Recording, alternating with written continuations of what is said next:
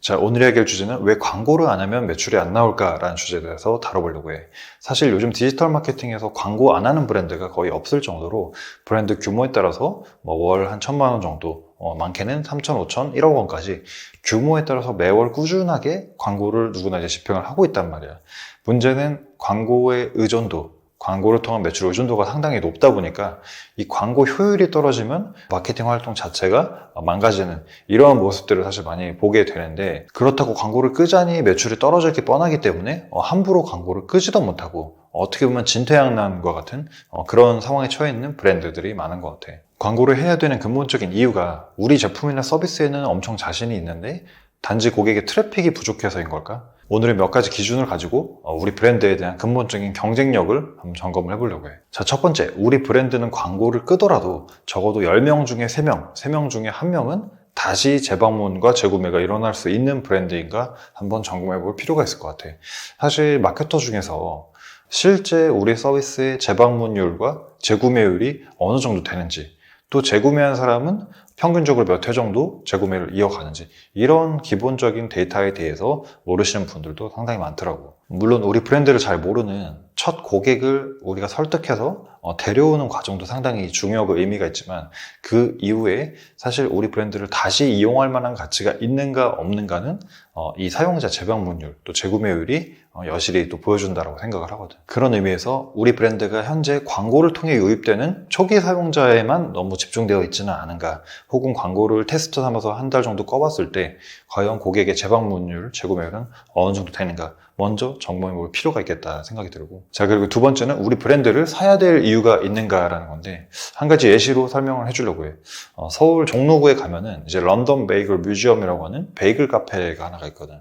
근데 거기는 매일 웨이팅이 엄청나게 줄을 서 있고 오전 8시에 가도 이미 20팀 정도가 대기를 하고 있어서 심지어 빵을 못 사고 그냥 나올 때도 있더라고요. 그래서 뭐가 그렇게 다른가 해서 나도 좀 찾아보니까 사실 그 가게의 어떤 외관부터 실제 들어갔을 때 어떤 인테리어부터 베이글에 대한 어떤 제품, 프로덕트부터 전부 런던에서 베이글 카페에 온 것 같은 그런 톤앤맨으로 꾸며져 있더라고. 근데 먹어보진 않았기 때문에 모르지만 실제 그 맛이 엄청 뛰어나거나 그렇진 않다라고 생각을 해.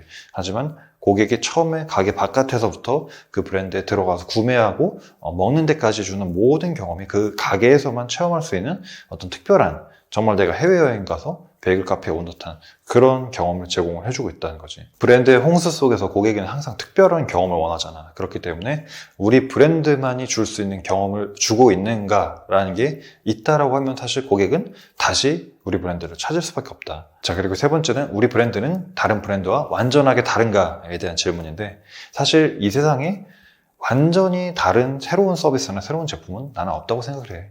패션, 뷰티, 건강기능식품 다 마찬가지인데 수많은 브랜드들 속에서 우리 브랜드가 얼만큼 더 좋다가 아니라 더 다르냐, 다르게끔 보여주는 게 상당히 중요하다고 생각을 하는데, 지금까지도 많은 브랜드들에서 아직까지도 우리 제품이 진짜 좋습니다, 판매자 관점, 브랜드 관점에서 소구를 하고 있다는 거예요. 예를 들면 제품의 품질이 좋다, 원자재가 좋다, 아니면 우리 제품은 진짜 정성과 공이 많이 들어간다, 이런 식으로 고객의 체감 효용과는 좀 동떨어진 부분에 대해서 계속 이야기를 한다는 거죠. 예전 영상에서 노티드 도넛에 대해서도 이야기를 했지만, 이제는 제품의 본질, 그 가치만으로 사실은 승부할 수 있는 시대는 조금 지났다라고 생각해.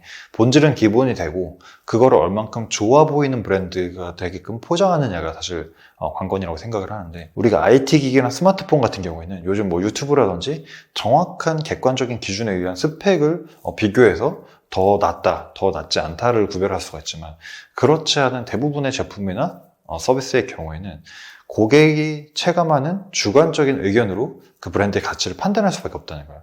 대표적으로 브랜드의 웹사이트라든지 SNS 채널의 컨텐츠라든지, 그리고 그 브랜드를 이용하면서 내가 얻는 고객 경험, 그런 것들이 종합적으로 이 브랜드가 고급스럽다, 고급스럽지 않다, 아니면 사고 싶다, 사고 싶지 않다라는 어떤 경험을 결정을 하게 해준다는 거지. 우리가 사람을 많이 만나다 보면 어떤 사람의 인상에서 이 사람은 이럴 것 같다라는 어떤 사람의 이제 직감이라는 게 형성되긴 하는데, 그 직감이라는 게 단순히 감이라기보다는 오랜 세월 동안 축적된 어떤 경험과 데이터에 근거한 판단이라고 생각을 하거든. 마찬가지로 고객도 이제 여러 브랜드를 접촉하고 소비를 하면서 이 브랜드가 어떨 것이다라는 걸 굉장히 빠른 시간 안에 캐치를 하게 됐다라는 거야. 그래서 우리 브랜드가 광고를 하지 않고도 고객에게 매력적인 브랜드로 이제 보여지느냐라는 걸 반드시 체크를 해봐야 되고, 그 기준 하에서 이 세 가지 조건을 점검을 해봐야 되는데, 재방문과 재구매율이 적어도 30% 정도는 되는지, 그리고 우리 브랜드만이 가지고 있는 유니크한 가치나 감성이 있는지, 그리고 마지막으로는 우리 브랜드는 다른 데보다 엄청 더 훌륭할 필요는 없지만 완전하게 다르게 식별되어 있는지에 대한 점검이 필요하겠다. 그래서 이러한 브랜드에 대한 어떤 기준이라든지 점검 없이 트래픽이 부족하다는 이유로 계속해서 부족한 서비스, 부족한 제품에 밑빠진 독에 물 붓기식으로 관행적으로 광고를 집행하고 있는 것은 아닌지 한번 생각해보면 좋을 것 같아요. 그래서 광고를 통한 성과만큼이나 첫 고객 경험 이후에 고객의 충성도를 잘 관리해주는 게 상당히 중요한 포인트다라는 걸 이야기를 하고 싶었고, 꼭 퍼포먼스 광고, 이 첫 번째 고객을 데려오는 과정뿐만 아니라 이 마케팅 활동 전반에 대한 사이클을 전반적으로 점검하고 관리할 필요가 있다라는 이야기를 하고 싶었어. 자, 그래서 오늘은 왜 광고를 안 하면 매출이 안 나올까라는 주제에 대해서 이야기를 해봤고, 오늘 영상은 여기서 마치고 난 다음 영상으로 다시 돌아오도록 할게.